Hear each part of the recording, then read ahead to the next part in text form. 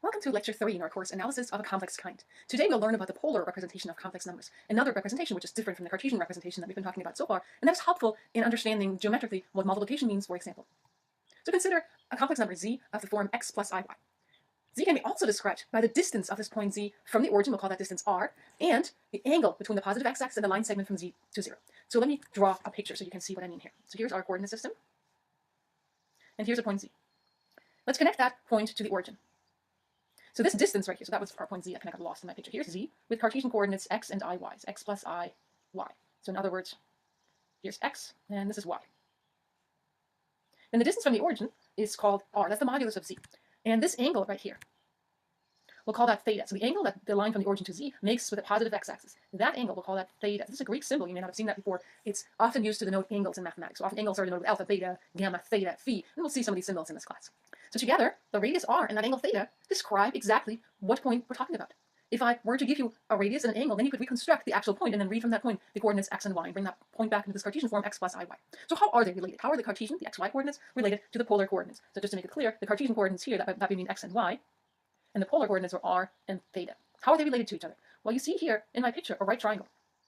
And in a right triangle, we have the nice laws of sine and cosine. So for example, sine of this angle theta is y divided by r. If I solve that equation for y, this length y right here, I find y is r times sine theta. And cosine of theta is x divided by r. If I solve that for x, I find x is r times cosine of theta. And so these two equations relate x, y, r, and theta with each other. So instead of writing z equals x plus iy, I could replace x and y in this relation here with my new coordinates. So instead of x, I could write r times cosine theta, and instead of y, I could write r times sine theta. And I find that z then is r times cosine theta plus I r sine theta. Or I can factor out this r, so this r, and factor them out to become this r, and I find r times parentheses cosine theta plus I sine theta.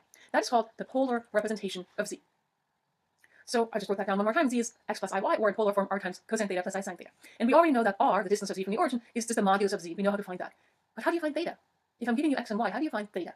Well, first of all, it's not unique. There's lots of ways to find an angle. The angle, for example, of a point here, that's like a 45-degree angle. We'll talk about angles in radians mostly. So instead of a 45-degree angle, I will call that the angle pi over 4. But we know that the sine and cosine functions are periodic. So whenever I add 2 times pi, or 360 degrees, to an angle, the cosine and sine of that angle won't change. So instead of saying this is the angle pi over 4, I could also say it's the angle pi over 4 plus 2 pi. Just add 2 pi to that angle. And cosine and sine wouldn't know the difference. Or I could add 4 pi or 6 pi or 8 pi. So the angle is not unique. So we got to find out a way to specify a specific angle. And that's called the principal argument of z. So it is the angle between negative pi and pi. So in this case here, we would call the principal argument actually pi over 4. We would pick that angle. This principal argument is often denoted with arg z with an uppercase a. And it refers to that one value of theta that is between negative pi and pi. When we use a lowercase a for the argument, by that we mean any argument. And so it can differ from the principal argument by a multiple of 2 pi. And so that's what I wrote down here. Little argument of z is uppercase argument of z plus some multiple of 2 pi. And that multiple here is denoted with a k, and k can have any value 0, 1, 2, minus 1, minus 2, and so forth. By the way, when you talk about the polar representation of an angle, z cannot be 0. If z is equal to 0, so it's the origin itself, there's no angle there of which we could talk. So let's look at some examples. Let me again draw my coordinate axes first. So here's my coordinate axes. And let's say I wanted to find the argument of I. I is the complex number whose real part is 0 and imaginary part is 1, so I'm going to draw that right here. What I need to find is the angle that the line segment from I to the origin forms with a positive x-axis. Well, that's just a 90-degree angle. But we have to use radians. So in radians, that angle is pi over 2. Pi over 2 is indeed between negative pi and pi, and so the principal argument of I is indeed pi over 2. Let's look at the argument of the complex number 1. Well, 1 is really a real number, but we can also look at it as a complex number, and it would be this number right here. It has no imaginary part. So there's the number 1. So the line segment from the origin to 1, what angle does that form with a positive real axis? Well, there's no angle right there. So the angle is 0. 0 is indeed between negative pi and pi, so the principal argument of the number 1 is 0. How about negative 1? Well, negative 1 is over here. What angle does the line segment from negative 1 to 0 make with the positive x-axis? So if I have to measure from the positive x-axis, that means I have to go all the way around. That's a 180-degree angle. We have to use radians. 180 degrees corresponds to the angle pi. Pi is just about to be allowed here, between negative pi and pi is included, and so the angle of negative 1 is equal to pi. What's the argument of 1 minus I? I'm going to start a new picture. So let me again draw my coordinate axes. And now I want to draw the point 1 minus I. So the real part is 1, the imaginary part is minus I, so that's the point down here. There's 1 minus I. So what is the angle that this line segment forms with a positive x-axis? Well, it looks like it's like all the way around. That's a pretty large angle. That's almost a 360-degree angle. So that's more than pi. But that angle is not going to be within this range anymore. So in other words, we have to add something to that angle. We have to add a multiple of 2 pi to bring it into this range. And another way to measure that angle is to go in the negative direction from that positive x-axis. And we could call that angle minus pi over 4. And that indeed is in the correct range. And so we call this angle minus pi over 4. And so the principal argument of 1 minus I is minus pi over 4. And finally, another example, the argument of negative I. Negative I is this point just down here. And again, this is one way of measuring that. That's an angle that is not within the range of pi and negative pi, but if I measure in the negative direction, The angle is minus pi over 2. Minus pi over 2 is in the correct range, and so the principal argument of minus I is minus pi over 2. So a convenient shortcut notation that we're going to introduce now is the notation e to the I theta equals cosine theta plus I sine theta. For now, that is simply a shorthand notation because it takes a while to write cosine theta plus I sine theta. I'm going to write e to the I theta, and it's simply a placeholder for this longer notation. Later on, we'll understand why we chose this notation. It indeed has to do with this number e. E is going to be Euler's number from the exponential function. For now, you can just look at this as a symbol, and we'll establish some facts for this symbol. So if we write z in polar form, z is r times cosine theta plus I sine theta, with my shorthand notation, plugging in I theta instead of cosine theta plus I sine theta, this z can then be written as z equals r e to the I theta. So that's much shorter, and that's called the polar form of z. But it really means nothing but r times cosine theta plus I sine theta. Now we just noticed that this angle theta is only unique up to multiples of 2 pi, so I could simply add 2 pi to theta and nothing would change for the cosine of the sine function. And so for this notation e to the I theta, that means e to the I theta plus 2 pi is the same as e to the I theta, or e to the I theta plus 4 pi, or any other multiple of 2 pi. Let's look at some examples. What is e to the I pi over 2? Well, what does that really stand for? That stands for cosine pi over 2 plus I sine pi over 2. Cosine of pi over 2 is 0, sine of pi over 2 is 1, so that is equal to I. Another way of looking at that is that this is the complex number of radius 1 and argument pi over 2. We know where that number is. Radius 1 is on the circle of radius 1, and argument pi over 2 means the angle formed with the positive x-axis is pi over 2, so it's this number right there. What is e to the I pi? Again, I can write that as cosine of pi plus I sine of pi. And knowing that cosine of pi is negative 1, sine of pi is 0, I find this is negative 1. Or I can look at this as the complex number in polar form whose radius is 1 and angle is pi. Where is that number? Well, if I draw an angle of pi with a positive real axis and a number has to be on that circle of radius 1, this is where the number ends up. Similarly, e to the I pi over 4. I could plug that in, and I would have to figure out to remember what cosine of pi over 4 is and sine of pi over 4. Or I can look at this as the complex number of radius 1 whose angle with a positive real axis is pi over 4. Pi over 4 is that 45-degree angle, so it must be this number right here. What is that number? What are the coordinates of that number? What's on a 45-degree angle? So the x-coordinate and the y-coordinate have the same length because it's on a 45-degree angle. And if the hypotenuse in this triangle has to be 1, then the coordinates of this point must be 1 over 2 and I over 2. Or in another form, you may have seen this in another form before, you could write this as root 2 over 2 plus I times root 2 over 2. And finally, e to the 2 pi I. What is that? I could just write that again as, by my definition, that's cosine 2 pi plus I times sine of 2 pi. And I know that cosine of 2 pi is 1, sine of 2 pi is 0, so I find that this equals 1. Or this is a complex number whose radius is 1 and the angle is 2 pi, so it must be this number right here. So you've possibly seen this equation before and wondered about it. E to the 2 pi I is equal to 1. It's an equation that incorporates many important constants. 1 is one of those important constants. It's one of the most important numbers in mathematics because it's sort of a unit number. 2 is the smallest prime number. I is our complex imaginary unit. Pi, well, that's pi. And E is Euler's number, even though we don't really know the relation with Euler's number yet between our symbol e to the I theta and E. But this equation, e to the 2 pi I equals 1, combines 1, 2, 3, 4, 5 of the most important constants in mathematics into one equation. So let's establish some properties of this exponential notation. Let's begin with what is the length of the number e to the I theta. Well, the length of e to the I theta is the length of the number cosine theta plus I sine theta, because that's what the definition was. How do you find the length of a complex number? You take the square root and you square the real part and the imaginary part. The real part is cosine theta, so we square that. And then we square the imaginary part, which is sine theta. But we all know that cosine squared plus sine squared equals 1. Square root of 1 is 1, and so we end up with a 1 right here. E to the I theta could be viewed as the complex number whose length is 1 and the angle formed with a positive x-axis is theta. Second, what is the complex conjugate of e to the I theta? Well, we have to look at cosine theta plus I sine theta and take the complex conjugate of that. How do you take the complex conjugate? You flip the sign of the imaginary component. So this becomes cosine theta minus I sine theta. And how do you write that in our exponential form? We have to bring it into the form cosine of something plus I sine of something. So how can we do that? Well, the sine function has the property we could pull the negative sign inside. So instead of minus I sine theta, we could call this plus I sine of minus theta. But in order to use our exponential notation, we have to have the same angle in the cosine and the sine. Cosine, thankfully, is an even function. So cosine of theta is the same as cosine of minus theta. And there you have it. This is shorthand notation for e to the I times minus theta, or e to the minus I theta. What is 1 over e to the I theta? Well, 1 over e to the I theta, we have talked about taking the reciprocal of a complex number. How do we do that? We multiply top and bottom with a conjugate. So I take e to the I theta conjugate and multiply top and bottom by it. So e to the I theta times e to the I theta conjugate. But we just calculated what that conjugate is. The conjugate of e to the I theta is e to the minus I theta. And so here I have e to the I theta times e to the minus I theta. We also learned that a number times this conjugate gives you the length of that number squared. But the length of e to the I theta is 1.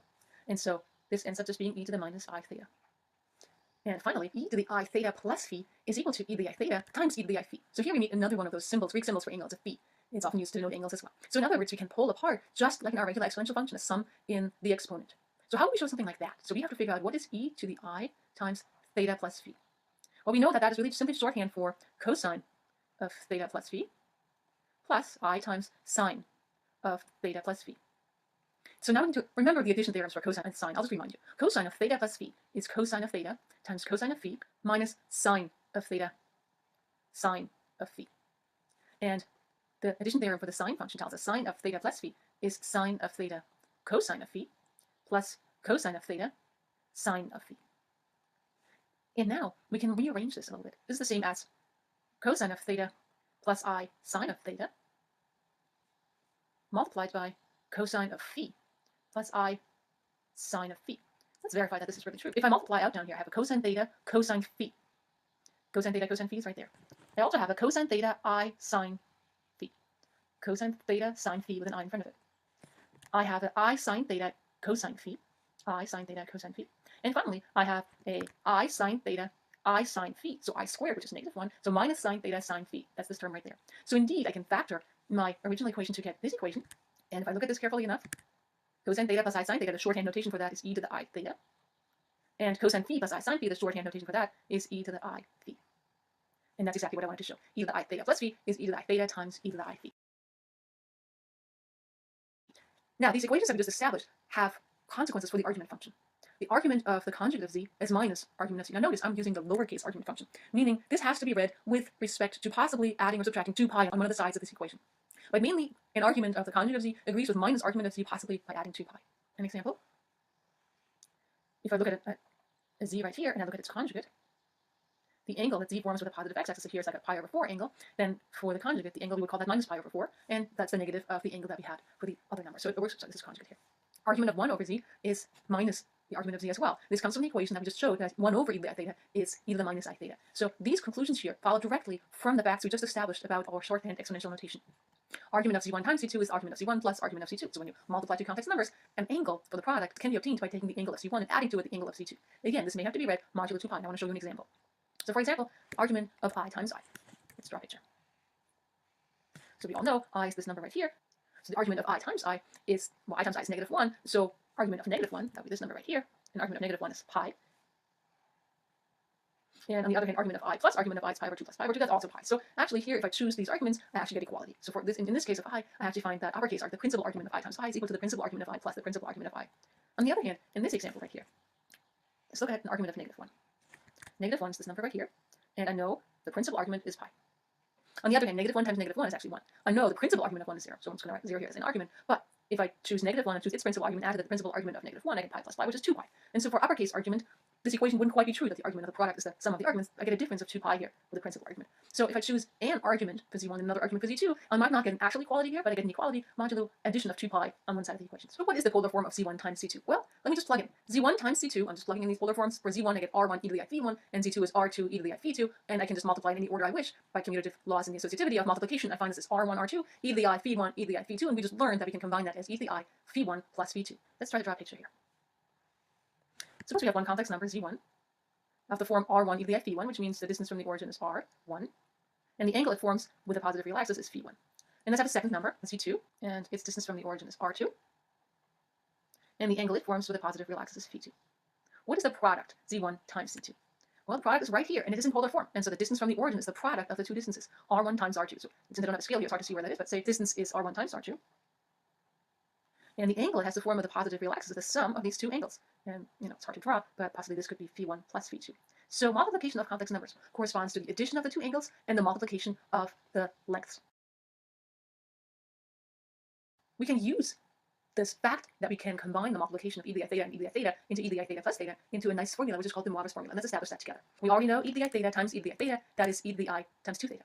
So how about e to the I theta cubed? What does that equal? Well, e to the I theta cubed is e to the I theta squared times e to the I theta. I can just pull one of the e to the I theta out of there. I already found that e to the I theta squared, which is really what I calculated up here. That's e to the I theta squared, is equal to e to the I times 2 theta. And so if I multiply that by another e to the I theta, by the rules that we established, I can simply add the exponents. So this is e to the I 2 theta plus theta, which is e to the I times 3 theta.